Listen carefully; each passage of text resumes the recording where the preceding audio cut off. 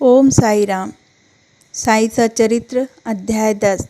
श्री साई बाबा का रहन सहन शहन पटिया शिरडी में निवास, उनके उपदेश, उनकी विनयशीलता, सुगम पद। प्रारंभ।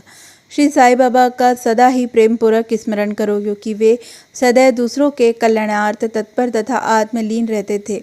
उनका स्मरण करना ही जीवन और मृत्यु की पहली हल करना है।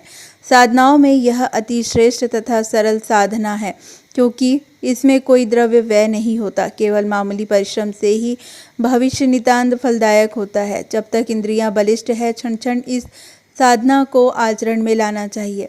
अन्य सब देवी देवताएं तो भ्रमित करने वाले हैं, केवल गुरु ही ईश्वर है। हमें उनके ही पवित्र चरण कमलों में श्रद्धा रखनी चाहिए। वे तो हर इंसान के भाग्य विधाता और प्रेममय प्रभु हैं। जो अनन्य भाव से उनकी सेवा करेंगे, वे भवसागर से निश्चित ही मुक्ति को प्राप्त होंगे।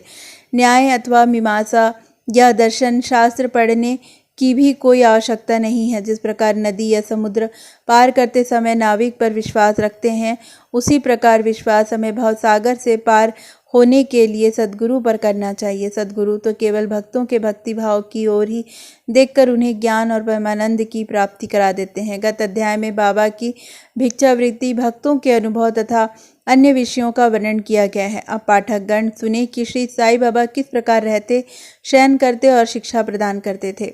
बाबा का विचित्र बिस्तर। पहले हम यह देखेंगे कि बाबा किस प्रकार शयन करते थे। श्री नाना साहेब डेंगले एक 4 हाथ लंबा और 1 हथेली चौड़ा लकड़ी का तख्ता श्री साईं बाबा के शयन के हेतु लाए। तख्ता कहीं नीचे रखकर उस पर सोते। ऐसा न कर बाबा ने पुरानी चिंदियों से, मस्जिद की बल्लियों से उसे झूले के समान बांधकर उस पर शयन करना प्रारंभ कर दिया। चिंदियों के बिल्कुल पतली और कमजोर होने के कारण लोगों को उनका झूला बनाना एक पहेली सा बन गया। चिंदियाँ तो केवल तख्ते का भी भार वहन नहीं कर सकती थी, फिर वे बाबा के शरीर का भार किस प्रकार सहन कर सकेगी। जिस प्रकार भी हो, यह तो राम ही जाने, परंतु यह तो बाबा की एक लीला थी। जो फटी चिंदियाँ तख्तों तथा बाबा का भार संभाल रही थी। तख्ते के चारों कोनों पर दीपक रात्रि भर जला करते थे।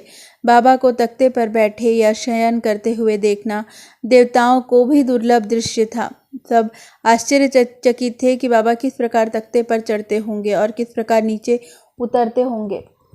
कौतूहलवश लोग इस रहस्य उद्घाटन के हेतु दृष्टि लगाए रहते थे, परंतु यह समझने में कोई भी सफल न हो सका और इस रहस्य को जानने के लिए भीड़ उत्तरोत्तर ही बढ़ने लगी। इस कारण बाबा ने एक दिन तख्ता तोड़कर बाहर फेंक दिया। यद्यपि बाबा को अष्टसिद्धियां प्राप्त थी, परंतु उन्होंने कभी भी उनका प्रयोग नहीं किया और न कभी उनकी ऐसी इच्छा ही हुई। वे तो स्वतः ही स्वाभाविक रूप से पूर्णता प्राप्त होने के कारण उनके पास आ गई थी। ब्रह्म का सगुण अवतार। ब्रह्म दृष्टि से श्री साई बाबा 3.5 हाथ लंबे तथा सामान्य पुरुष थे। फिर भी प्रत्येक के हृदय में वे विराजमान थे। अंदर से वे आसक्त रहित और स्थिर थे, परंतु बाहर से जन कल्याण के लिए सदैव चिंतित रहते थे। अंदर से वे संपूर्ण रूप से निस्वार्थी थे। भक्तों के निमित्त उनके हृदय में परम शांति विराजमान थी, परंतु बाहर से वे अशांत प्रतीत होते थे। वे अंतर से ब्रह्मज्ञानी, परंतु बाहर से संसार में उलझे हुए दिखलाई पड़ते थे। वे कभी प्रेम दृष्टि से दिखते तो कभी पत्थर मारते, कभी गालियां देते और कभी हृदय से लगाते थे। वे गंभीर, शांत और सहनशील थे। वे सदैव दृढ़ और आत्मलीन रहते थे। अपने भक्तों का सदैव उचित ध्यान रखते थे। वे सदा एक आसन पर ही विराजमान रहते थे। वे कभी यात्रा को नहीं निकले। उनका दंड एक छोटी सी लकड़ी था, जिसे वे सदैव अपने पास संभाल कर रखते थे। विचार शून्य होने के कारण वे शांत थे। उन्होंने कांचन और कीर्ति की कभी चिंता नहीं की तथा सदा ही भिक्षावृत्ति द्वारा निर्वाह करते रहे। उनका जीवन ही इस प्रकार का था। अल्लाह मालिक सदैव उनके ओठों पर रहता था। उनका भक्तों पर विशेष और अटूट प्रेम था। वे आत्मज्ञान की खान और परम दिव्य स्वरूप थे। श्री साईं बाबा का दिव्य स्वरूप इस तरह का था, एक अपरिमित, अनंत, सत्य और अपरिवर्तनशील सिद्धांत, जिनके अंतर्गत यह सारा विश्व है, श्री साईं बाबा में आविर्भूत हुआ था। यह अमूल्य निधि केवल सत्व गुण संपन्न और भाग्यशाली भक्तों को ही प्राप्त हुई, जिन्होंने श्री साईं बाबा को केवल मनुष्य या सामान्य पुरुष समझा या समझते हैं। वे यथार्थ में अभागे थे या हैं। श्री साईं बाबा के माता पिता तथा उनकी जन्म तिथि का ठीक ठाक पता किसी को भी नहीं है, तो भी उनके शिरडी में निवास के द्वारा इसका अनुमान लगाया जा सकता है। जब पहल बाबा शिरडी में आए थे तो उस समय उनकी आयु केवल 16 वर्ष की थी। वे शिरडी में जब 3 वर्ष तक रहने के बाद फिर कुछ समय के लिए अंतर्ध्यान हो गए। कुछ काल के उपरांत वे औरंगाबाद के समीप निजाम स्टेट में प्रकट हुए और चांद पाटिल की बारात के साथ पुनः शिरडी पधारे। उस समय उनकी आयु 20 वर्ष की थी। उन्होंने लगातार 60 वर्षों तक शिरडी में निवास किया और सन 1918 में महासमाधि ग्रहण की। इन तथ्यों के आधार पर हम कह सकते हैं कि उनकी जन्म तिथि सन 1838 के लगभग थी। बाबा का ध्येय और उपदेश।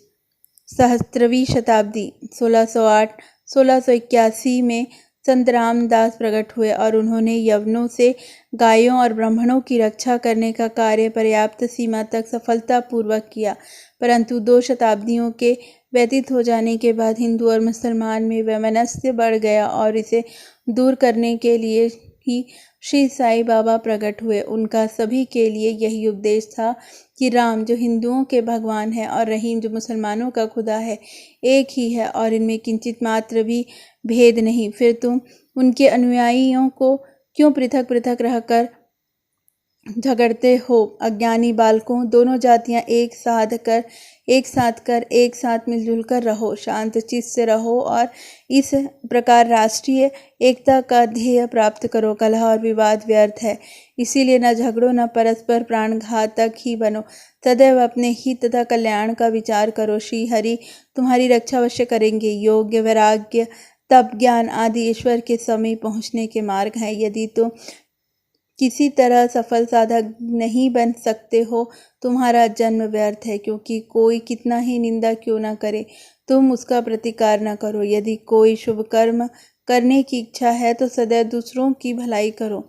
संक्षेप में यह श्री साईं बाबा का उपदेश है कि उपयुक्त कथानुसार आचरण करने से भौतिक तथा आध्यात्मिक दोनों ही क्षेत्रों में तुम्हारी प्रगति होगी। सच्चिदानंद सद्गुरु श्री साईनाथ महाराज। गुरु तो अनेक हैं। कुछ गुरु ऐसे हैं जो द्वार द्वार हाथ में वीणा करताल लिए अपनी धार्मिकता का प्रदर्शन करते फिरते हैं। वे शिष्यों के कानों में मंत्र फूंकते और उनकी संपत्ति का शोषण करते हैं। वे ईश्वर भक्ति तथा धार्मिकता का केवल ढोंग ही रचते हैं। वे वस्तुतः अपवित्र और अधार्मिक होते हैं। श्री साईं बाबा ने धार्मिक निष्ठा प्रदर्शित करने का विचार भी कभी मन में नहीं किया। दैहिक बुद्धि उन्हें किंचित मात्र भी छू न गई, परंतु उनमें भक्तों के लिए असीम प्रेम था। गुरु 2 प्रकार के होते हैं, नियत और अनियत। अनियत गुरु के आदेशों से अपने में उत्तम गुणों का विकास होता है तथा चित्त की शुद्धि होकर विवेक की वृद्धि होती है। वे भक्ति पथ पर लगा देते हैं, परंतु नियत गुरु की संगति मात्र से दैत्य बुद्धि का हास शीघ्र हो जाता है। गुरु और भी अनेक प्रकार के होते हैं जो भिन्न भिन्न प्रकार की सांसारिक शिक्षाएं प्रदान करते हैं। यथार्थ में जो हमें आत्मस्थिर बनाकर इस भवसागर से पार उतार दे, वही सद्गुरु हैं। श्री साईं बाबा इसी कोटि के सद्गुरु थे। उनकी महानता अवर्णनीय है। जो भक्त बाबा के दर्शनार्थ आते, उनके प्रश्न करने के पूर्व ही बाबा उनके समस्त जीवन की त्रिकाली घटनाओं का पूरा विवरण कर देते थे। वे समस्त भूतों में ईश्वर दर्शन किया करते थे। मित्र और शत्रु उन्हें दोनों एक समान थे। वे निस्वार्थी तथा दृढ़ थे। भाग्य और दुर्भाग्य का उन पर कोई प्रभाव न था।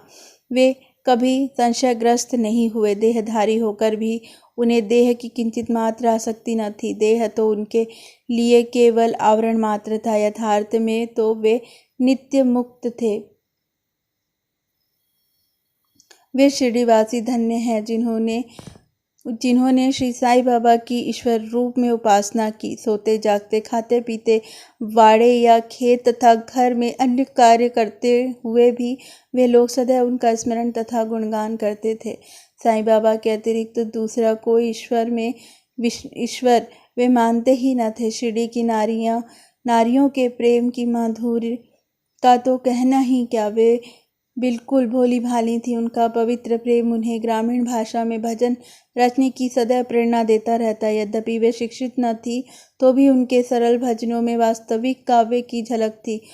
यह कोई विद्वता न थी, वरन उनका सच्चा प्रेम ही इस प्रकार की कविता का प्रेरक था। कविता तो सच्चे प्रेम का प्रकट स्वरूप ही है, जिसमें चतुर श्रोतागण की यथार्थ दर्शन या रसिकता का अनुभव करते हैं। सर्वसाधारण को इन लौकिक गीतों की बड़ी आवश्यकता है। शायद भविष्य में बाबा की कृपा से कोई भाग्यशाली भक्त गीत संग्रह कार्य अपने हाथ में लेकर इन गीतों को साई लीला पत्रिका में या पुस्तक रूप में प्रकाशित करवा दे। बाबा की विनयशीलता। ऐसा कहते हैं कि भगवत में 6 प्रकार के विशेष गुण होते हैं तथा कीर्ति, श्री, वैराग्य, ज्ञान, ऐश्वर्य और उदारता। श्री साई बाबा में भी ये सब गुण विद्यमान थे। उन्होंने भक्तों की इच्छा पूर्ति निमित्त ही सगुण अवतार धारण किया था। उनकी कृपा दया बड़ी ही विचित्र थी। वे भक्तों को स्वयं अपने पास आकर्षित करते थे, अन्यथा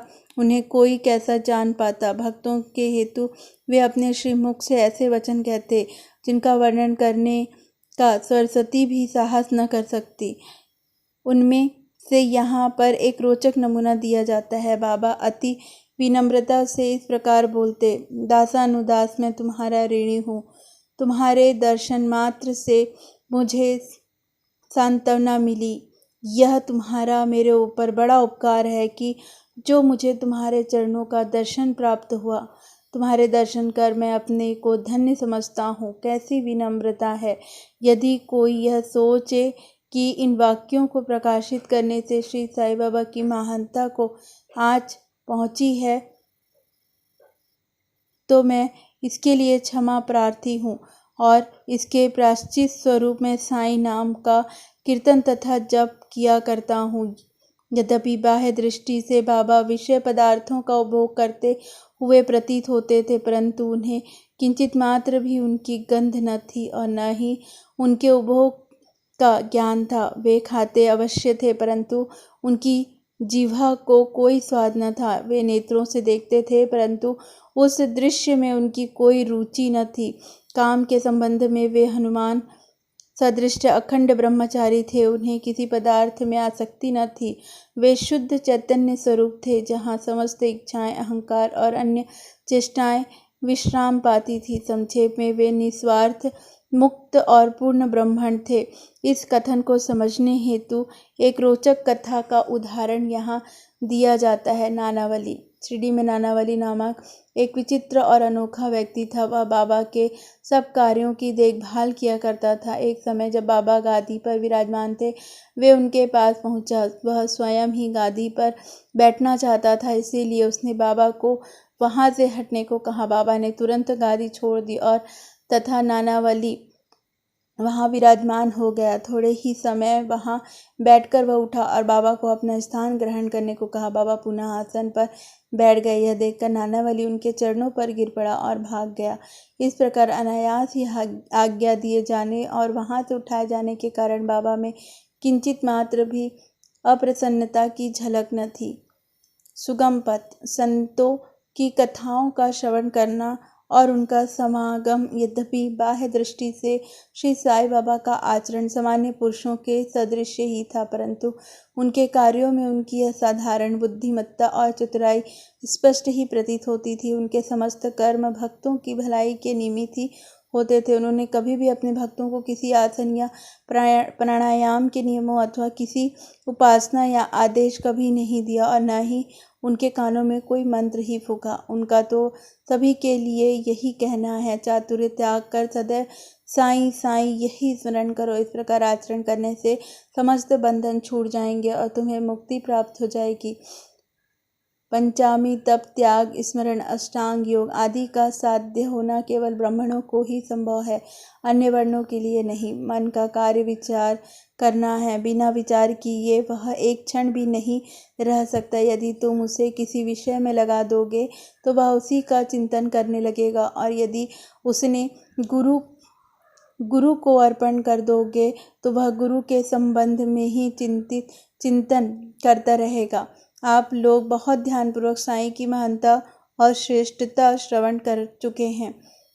यह स्वाभाविक स्मरण और पूजन ही साईं का कीर्तन है। संतों की कथा का स्मरण उतना कठिन नहीं जितना कि अन्य साधनाओं का, जिनका वर्णन ऊपर किया जा चुका है। ये कथाएं सांसारिक भय को निर्मूल कर आध्यात्मिक पथ पर आरूढ़ करती है। इसीलिए इन कथाओं का हमेशा श्रवण कर मनन करो तथा आचरण में भी लाओ। यदि इन्हें कार्यान्वित किया गया तो न केवल ब्राह्मण, वर्ण, स्त्रियां और अन्य दलित जातियां भी शुद्ध और पावन हो जाएंगी।